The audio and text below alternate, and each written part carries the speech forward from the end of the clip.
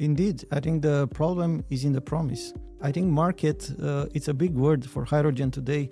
We don't have a real market. By having these low quantities of hydrogen to start with, you cannot really justify the investments needed in infrastructure. These investments are huge. We are talking about hundreds of millions.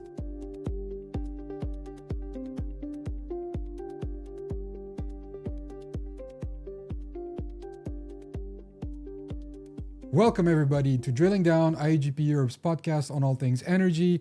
My name is Narek Tarzian. I'm head of strategy and communications at IEGP Europe. And I'm joined today by Octave Batu, policy officer in the policy team of IEGP Europe. And we are going to talk about hydrogen and low carbon hydrogen in particular. Octave, it's really nice to have you with me today. And I'm sure we're going to have a great conversation. You've been working on this for a number of years. With IEGP Europe, but even perhaps before that.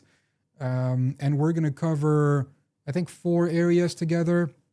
First, we're going to look at the state of the hydrogen market to see more or less where we stand in terms of not just production, but maybe also demand. How is it looking in Europe?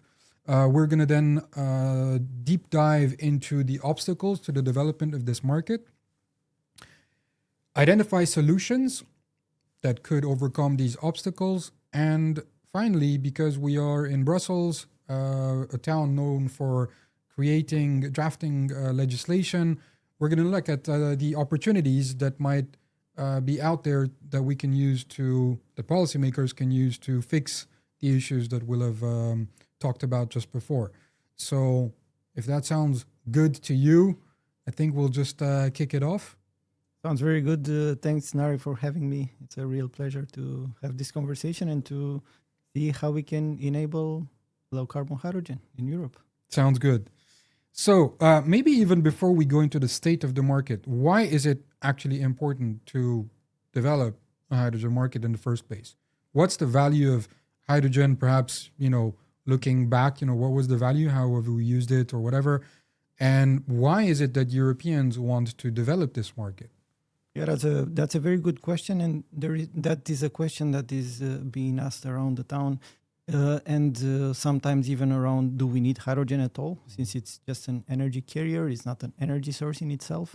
So to take a step back, before 2020, when the European Union proposed the hydrogen strategy and basically putting the spotlight that will last until today on developing a hydrogen market.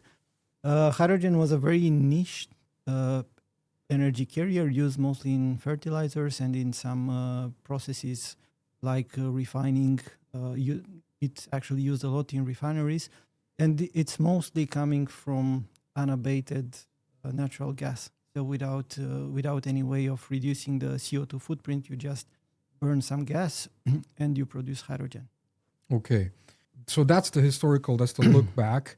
We know that we have a climate objective in Europe, and we are also faced with competitiveness challenges in Europe. And you mentioned a couple of sectors. There are others as well, chemicals, which are a big one we hear about. Why is it important for them in the future, developing this, making hydrogen available, but a cleaner form of hydrogen available? What is at stake here for these sectors and for Europe in general? Yeah, so the European industry and also other sectors are under pressure to reduce emissions.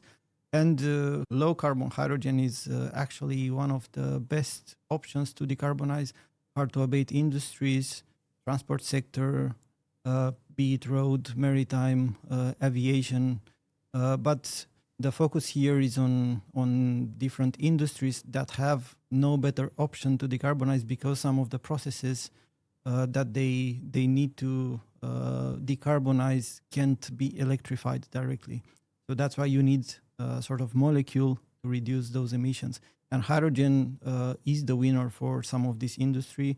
And that's why we believe, and this belief is widely shared here in Brussels, that hydrogen is needed, but we need enough volumes of low carbon and affordable hydrogen to make this decarbonization possible for industries.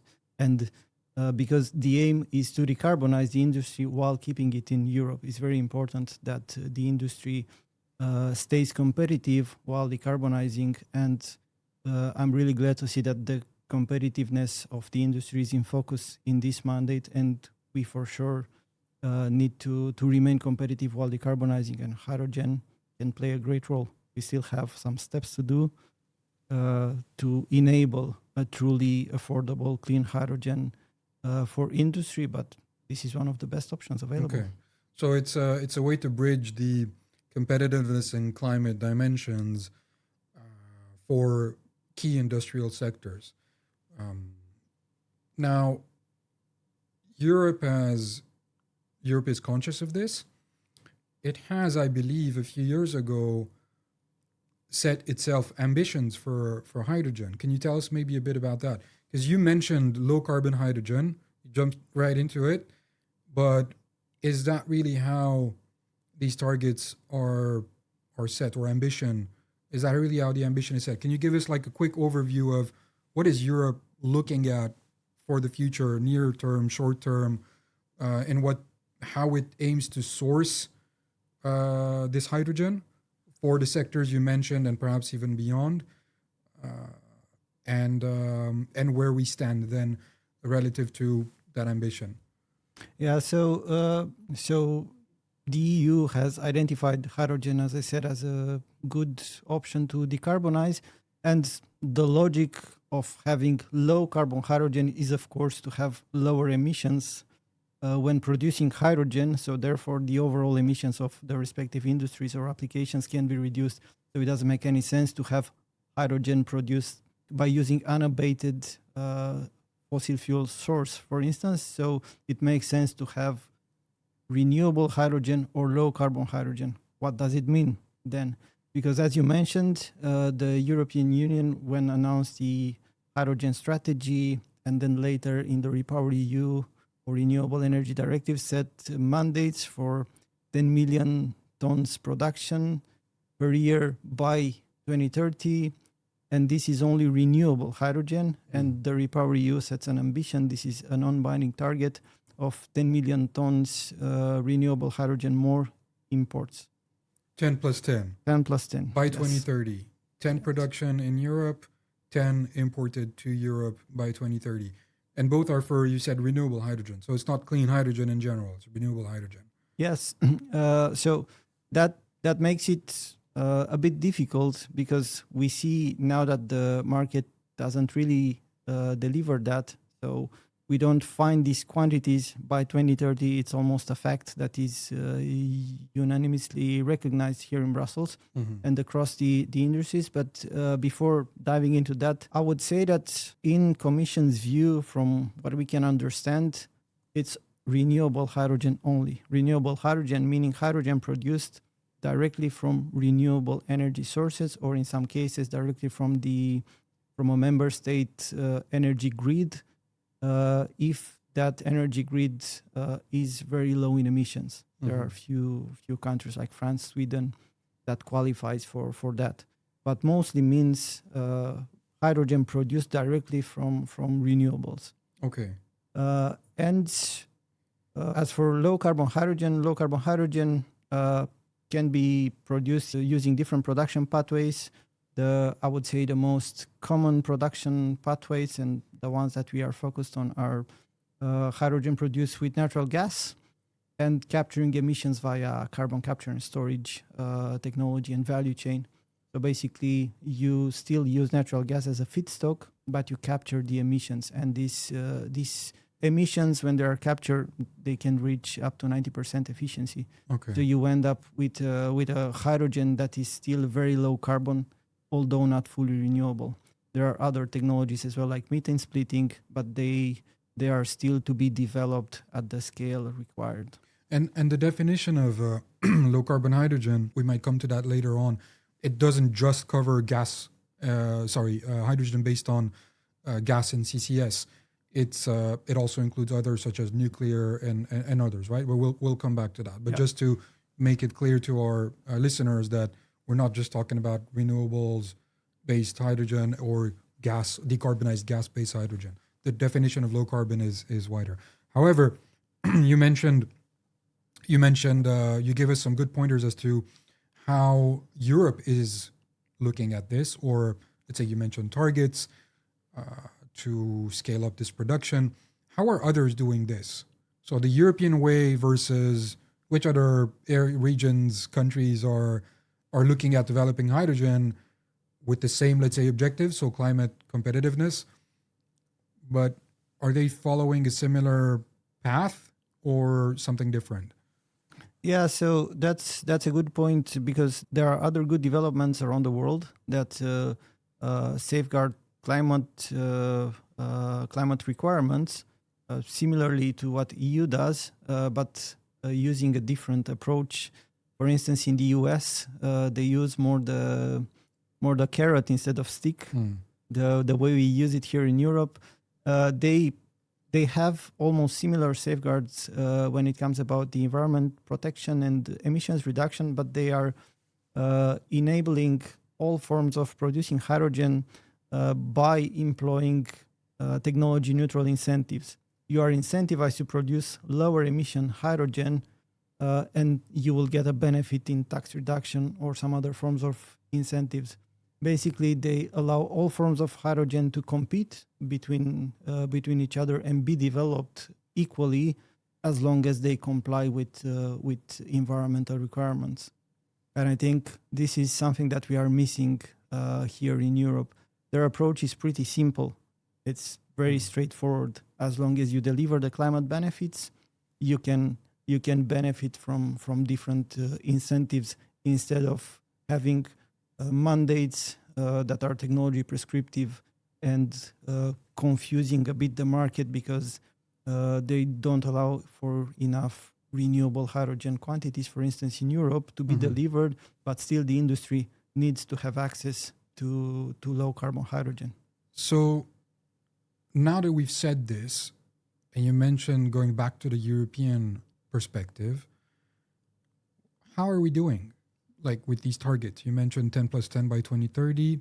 Where do we stand more or less? Do we have any idea? Are we on track? Not on track? We're recording this in June 2025.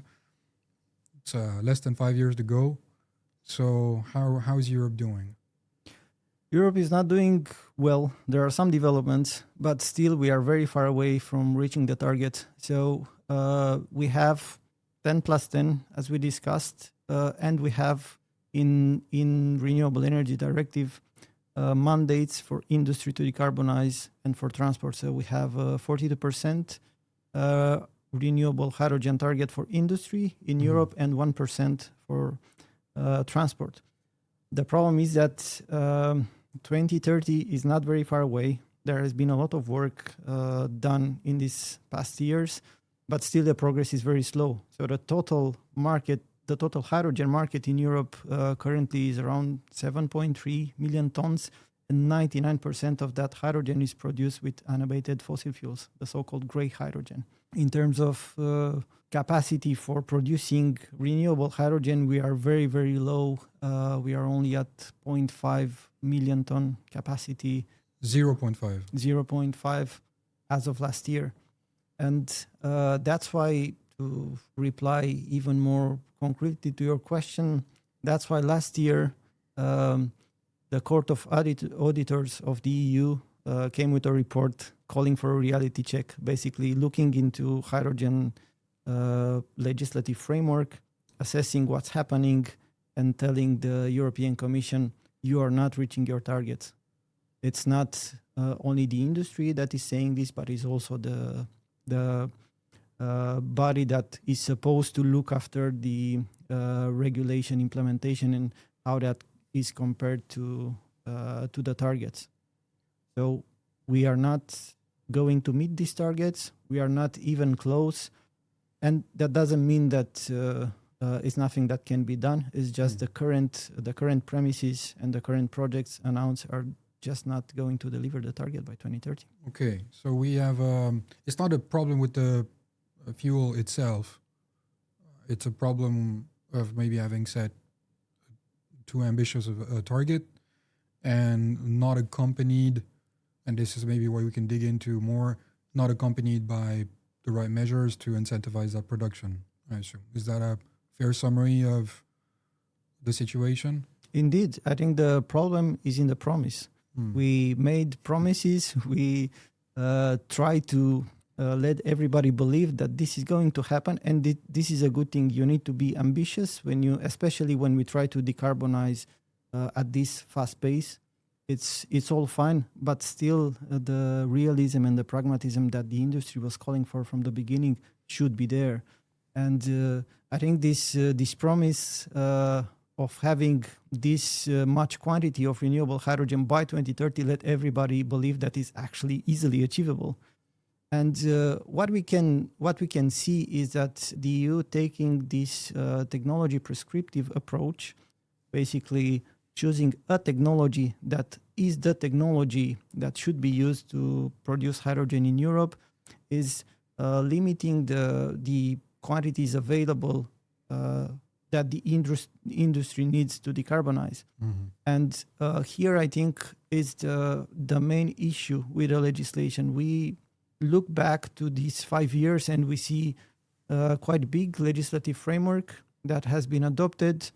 It's a really admirable effort that is giving the world an example to follow.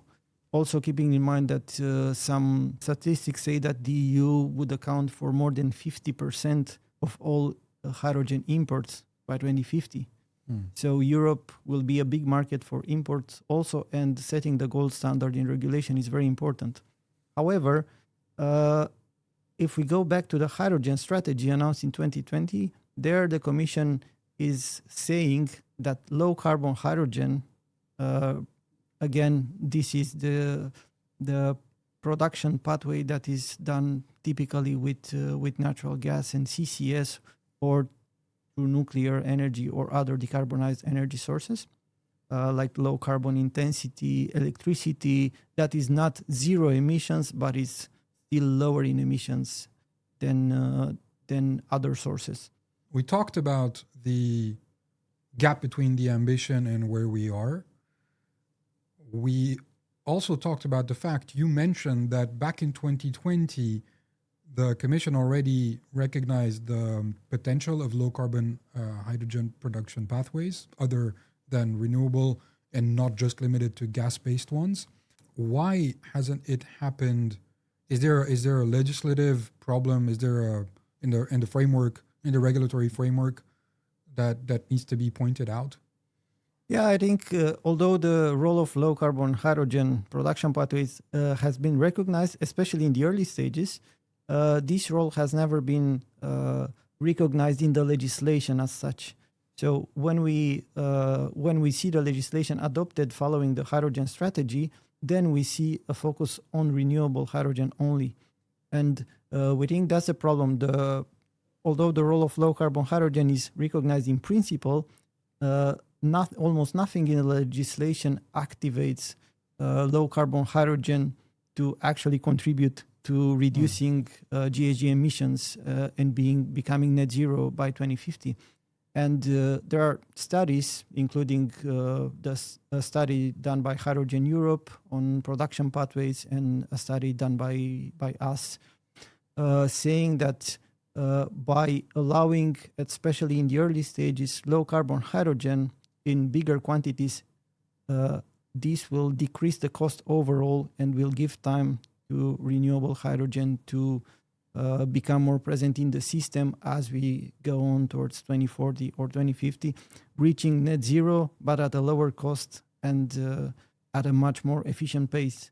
Another aspect here that I would like to mention is that by having these low quantities of hydrogen to start with, you cannot really justify the investments needed in infrastructure. To deliver this molecule from one place to another, you need either repurposed or new hydrogen infrastructure that is able to carry this molecule, and these investments are huge. We are talking about hundreds of millions, and you need to connect the demand centers with the supply centers that are not located in the same place. So it's crucial to allow low carbon hydrogen just because it can be scaled easily and it can be scaled now. And this way you even justify the investments needed in the infrastructure. Okay, so the assumption there is that it's easier to do because it is based on the existing production pathway, the 7.3 million tons of unabated natural gas production, which you could, so again, presumably you can decarbonize those volumes with CCS faster than you can ramp up the renewable hydrogen production to reach that quantity. Is that a fair summary? Yes, that's a fair summary. And also to bring the quantities needed of renewable hydrogen, you need to at least double, for instance, the wind capacity Yes. that we build across the years. So you need that decarbonized electricity to feed in the grid. Yes. As such, you need it for other applications like electric vehicles and other applications. So you don't have the spare renewable capacity to produce low carbon hydrogen, which loses 30% of its efficiency while converted.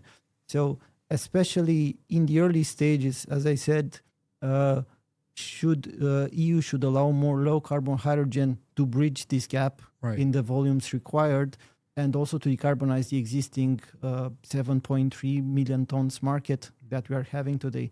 It's just a matter of cost efficiency and also reaching the same objective. It's just the smarter and more pragmatic thing to do. Yes. So because our electrification rate in Europe, I think economy-wide, is around 20%.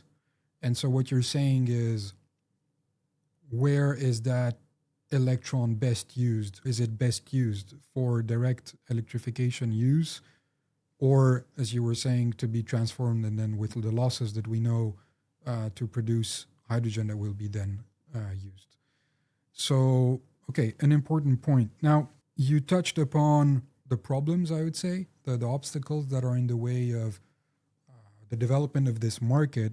How do we fix this? What needs to happen in the EU's regulatory framework? But maybe also just from a technology perspective. I mean, we didn't really touch about costs and the such. So, what needs to happen in general to change the situation and come closer to the ambition, but most importantly, just to get the market off the ground and to supply those molecules of hydrogen, of clean hydrogen, to the industries that need them? Yeah. So in terms of cost, then it's clearly that gray hydrogen, so hydrogen produced with unabated fossil fuels, it's pretty cheap actually. So you have then a huge difference between gray hydrogen and renewable hydrogen, the so-called green hydrogen. It's at least 3 to 4 times more expensive. And then you have low carbon hydrogen, which is normally in between. So we talk about renewable hydrogen cost, which is between 6 to 9 euros per kilogram. Okay. Some estimates put it even higher, but this would be the average. And then you have low carbon hydrogen. Let's take the example of hydrogen produced with natural gas and CCS, which is around 4 euros per kilogram. Okay. Those figures are still pretty high if you look to decarbonize industry while staying competitive. But since we established that we need hydrogen to decarbonize some critical industries, then at least in the early stages, as you said, we need to use the best and cheapest technology available that is lowering the emissions. So let's say it's around, you have the cost of the unabated hydrogen around 2 euros. We're talking per kilogram, right? Yeah. Then you double that to get to your cost for low carbon hydrogen. I'm talking averages here, approximate numbers, don't hold it against me. And then you double it again, more or less, or just a bit under that to get to the renewable hydrogen costs. Yeah, that's correct. Right. And I mean, obviously, I assume with all of these, you have a perspective of reducing costs as you develop, as you scale up. So are these numbers projected numbers when we have a market already, or are we talking about current numbers with a potential, hopefully, to reduce over time? Yeah, we are talking about current numbers. And I think market, it's a big word for hydrogen today. We don't have a real market. It's rather still a niched product that is used in different processes like producing fertilizers, different chemical processes in refining sector. So we don't have a market, and the European Union tried to get ahead of itself and putting out their legislation to create this market, which again is a very useful thing. It's admirable, but still we see that the way this has been done favors a technology that is the most expensive of them all, and keeps the development, the pace of the development very, very slow. Okay. And the solution here, and perhaps the big opportunity that is now under discussion, is the methodology to qualify a hydrogen produced as low carbon. Mm-hmm. So tell me, what does that fall under? Let's just take a step back, because I think you're going to dive into a specific piece of legislation. You mentioned the hydrogen. What other pieces of legislation, let's say, govern this area? You mentioned Renewable Energy Directive as well. Is there anything else? We were talking about decarbonized gas and hydrogen package a few years ago. Give us, again, an overview. Strategy, hydrogen strategy, Renewable Energy Directive, what else is out there, and then what is coming up? So we have the hydrogen strategy that was in 2020 adopted, saying that the EU needs hydrogen, both renewable and low carbon. Then we have the Fit for 55 package, which states even more clearly that the EU needs to decarbonize 55% compared to 1990s levels, and hydrogen is playing a big role in that. And then you have the Renewable Energy Directive that sets mandates, legally binding mandates for industry and for transport. And this is an oversimplified version, I would say, of the legislation, because it's very it has many legislative files. But I would emphasize here the methodologies, how to qualify the hydrogen that you produce as either renewable or low carbon hydrogen. For the renewable hydrogen, we have two delegated acts under the RED II, the Renewable Energy Directive, the previous version. A delegated act, just for those who don't know what it is, are what we call secondary legislation, which does not follow the usual, I still call it co-decision process between the three institutions, and is worked out between the Commission and experts and then tabled to the member states for approval. Yeah, is that? That is correct, and that is because it's technical in nature. So normally it's technical norms, methodologies, details, and it doesn't make much sense to put it in the text of the legislation itself. So you just the Commission is empowered to adopt this technical. So you said we have two coming up under the RED II, under Renewable Energy Directive 2. We have two pieces of secondary legislation coming up. So we have only one that is still that still needs to be adopted, but for renewable. So for renewable hydrogen, we have two pieces of legislation, two delegated acts that basically are defining the methodology on how to qualify renewable hydrogen. The so-called RFNBO, renewable fuels of non-biological origin. This is the term that actually is used in Brussels, this and green hydrogen. And this methodology was meant to enable, of course, the production at scale of renewable hydrogen. Instead, even with this methodology, there are the famous additionality criteria and temporal correlation criteria, which make pretty difficult the development of renewable hydrogen. But that's another discussion. The point is that we have a legislation and the technical methodology to qualify hydrogen production as renewable hydrogen production. Done. That one is done. And the one that is still heavily debated because it hasn't been published yet, I think that's the one you referred to, the second one. Yeah, and actually that's the missing piece. When the Court of Auditors looked at the legislation, the legislative framework around hydrogen, they said this is the missing piece, and then everything is done for the time being. So the Delegated Act on Low Carbon Fuels. Exactly. We have the Delegated Act on Low Carbon Fuels, the so-called Delegated Act for Low Carbon Hydrogen, because that's the main fuel there, although there are others. This is meant to it was the case for renewable hydrogen, to enable the production of low carbon hydrogen and allow it to be produced at scale to contribute towards reducing emissions. Now, the problem with this low carbon hydrogen delegated act is that it's first very complicated, very complex. It comes a bit late in the game, and we are still under the legal term. It should be published by 5th of August.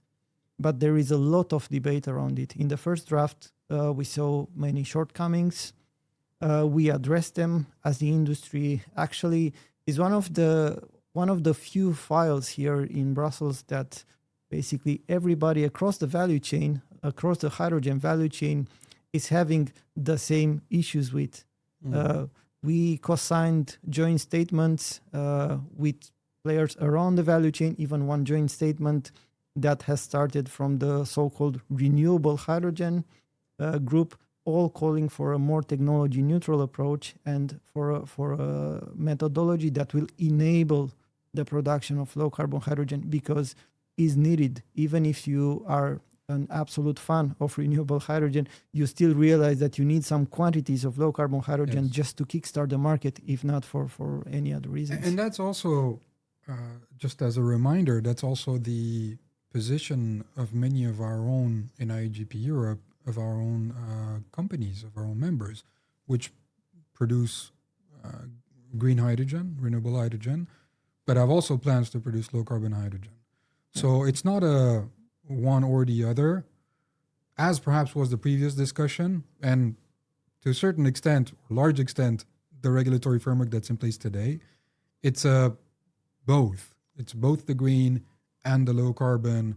So you're describing sort of a consensus around the fact that things need to change, very much in line with what the Court of Auditors said, and this agreement to deliver the delegated act on low carbon fuels as soon as possible, but also with the right content. Because what we've seen, you mentioned issues. Can you go over the issues we've seen without going too much into details? But you said the draft that we saw, and which prompted a lot of reactions in Brussels from different parts of the value chain, contained issues. So can you tell us a bit more about those? So it should be, as I said, an enabling framework, a methodology that allows you to qualify some production pathways as low carbon hydrogen, as long as you fall under the 70% GHG emissions reduction threshold that is under Renewable Energy Directive. So there is agreement that low carbon hydrogen should at least reduce 70% of emissions. So nobody wants to see other pathways in there. But this methodology is pretty complicated, is forcing producers of low carbon hydrogen to use specific default values, which are very high. But here I want to highlight this aspect because I think there is a very fair ask from the industry in saying allow projects to use specific values, actual values, when they demonstrate the full life cycle greenhouse gas emission for hydrogen produced. So I see in the press, in the articles that are referring to this, a lot of emphasis on the default values that are high indeed, and it's sometimes pretty difficult to justify why is that. But instead, what we ask for, and this is valid across the whole value chain of hydrogen, is to allow projects to demonstrate better performance. Like I mentioned the example in the US, for instance, you should be allowed to demonstrate that you produce hydrogen with lower emissions. Right. Now the methodology is forcing you to use default values for CO2 emissions, for instance, or to rely on yet to be developed methodologies like the methane regulations, which doesn't give enough certainty for investors to invest, because we need to remember that these projects will be to take a final investment decisions. You need to have some degree of certainty for 10 years at least. So the methodology, as we saw the draft circulated by the Commission, does not provide for that. You also lack grandfathering, a so-called grandfathering clause that will fix the thresholds that you take the final investment decisions on. So in this environment, what we see from investors and also our members are very active in this field and they want to invest in Europe. We see that there is too much uncertainty. And furthermore, the latest revision of the draft that the Commission put forward actually seems to be blocking low carbon hydrogen production pathways instead of enabling them. You can produce, you are not recognized if you produce low carbon hydrogen with nuclear, for instance. This is for a later stage, as mentioned in the Delegated Act. You can't really produce low carbon hydrogen using natural gas as feedstock because you are forced to use default values for methane emissions, for CO2 emissions, and for NOx that are super high, and you are not able to use the actual values. And also, there are, for instance, on methane pyrolysis, methane splitting, which is a very promising technology, you are required to track the solid carbon, which is a byproduct when splitting methane, to account for the full life cycle emissions of that solid carbon, which is in practice almost impossible to do because that solid carbon is typically sold to other industries or used as feedstock. So it's almost impossible to have this view across the life cycle emissions because you don't know actually how that will be used. Okay, so very interesting. You're saying, if I understand well, that industry is confident that it can do a lot better than what the Commission has in the draft that we've seen. Let's again say these are drafts, than what the Commission is putting in this draft. That means what we've seen would artificially penalize these production pathways and investments, therefore, in these production pathways. While industry is confident it can prove it can actually do better.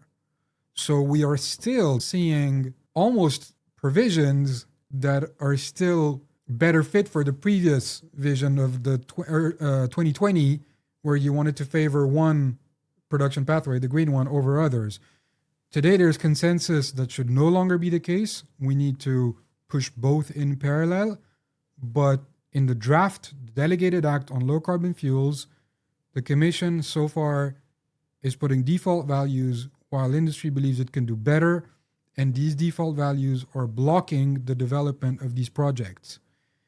I want to add to that, I remember something that I heard a very high level official from one of the biggest companies in Europe that said at a public conference a few weeks ago, the draft Delegated Act would pause or lead us to cancel our projects.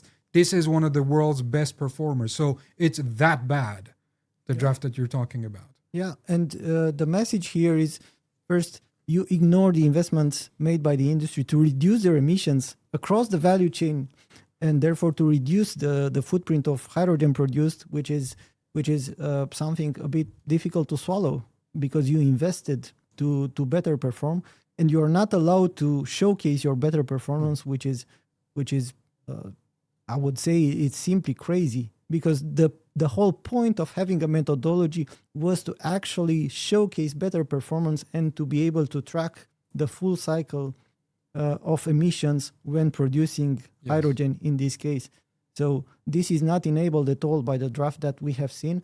And it seems frankly that low carbon production, hydrogen production pathways are blocked by this Delegated Act. And this comes as a very much of a surprise, and also leads to frustration because members, as you said before, they are very active in producing renewable hydrogen, but they also intend to be very active in producing low carbon hydrogen because, as we discussed before, everybody across the value chain and in the industry realize that we need both low carbon and green hydrogen in enough quantities so that we reach our decarbonization goals. So it's very important to have a methodology that enables low carbon hydrogen. And I think the Commission should listen to the industry because the main ask that we are having here, it's a fair one. Let us prove better performance. Perfect. Octave, thanks a lot. I think we've covered the issue quite extensively and very well. So very good clarity on where we're coming from and where we're headed. There is a important milestone in a few weeks' time with the publication of this Delegated Act. We're not just crossing our fingers. I think it's fair to say we're actively pushing for a good Delegated Act together, as you said, with over a dozen other, I think 16, 17 signatories. We have to wait and see now. But thanks to the work that you and others are doing, I'm choosing to be confident. I think there's enough consensus in Europe now that this approach needs to be adjusted in line with what you mentioned the Court of Auditors itself had raised, a more technology neutral approach, an approach that actually rewards the efforts and the results delivered by the industries, which is in itself an objective, right? Better performance, less emission intensity. And at the end of the day, I just want to close with what we started with. This is to allow our strategic industries, the hard to abate industries, to stay operational in a climate neutral Europe. So that's the end goal here. It's my fundamental belief that we cannot mess this up. We need to give them that fuel that they need, that low carbon, clean fuel that they need, because if we don't, the stakes are too high. We're just coming out of an energy crisis, which has had a big impact on a number of them, and we shouldn't perpetuate the difficult operating environment in which they are with artificial administrative technical provisions in legislation that is being drafted in Brussels. So I want to maybe close with that. Hope that's you can agree with that, or if you want to add anything else. Yeah, I agree. I agree with that very much. So it's good that we discussed about hydrogen and how can we enable it. And I would just close by saying that now the EU has an opportunity, which was highlighted by the Court of Auditors and also echoed in our recent paper, saying that the EU hydrogen strategy needs a fundamental reset. This is echoing very much the point that the Court of Auditors is making. And I've recently heard a representative of the Commission saying that the hydrogen strategy will be revised sometime next year. And for that purpose, we spent months drafting a position paper, trying to guide European legislators in how to make the strategy better, in how to enable a market for hydrogen. I think it's pretty simple. As you mentioned, it needs to be technology neutral, allow for all forms of low carbon hydrogen and renewable hydrogen to deliver. We would like actually to see a change in understanding. This is what the fundamental reset calls for, to see that clean hydrogen means both renewable and low carbon as long as you qualify under the 70% threshold. This is very important, and this is an opportunity. The legislation is almost done. We are almost there, but still the projects are not taking final investment decisions. Still the market is not really there. There is an opportunity with few adjustments, I would say, and perhaps a fundamental change in philosophy that we can enable this market to actually take place and keep our industry in Europe. Great. Thanks very much, Octave, for sharing all of this information and your perspective on this. I'm really excited to see what's going to happen. Not just crossing fingers, as I said. And with that, I think we can bring this interview to a close. I want to thank our listeners and our viewers for your time. And I hope to see you guys very soon for another episode of Drilling Down. Thanks very much.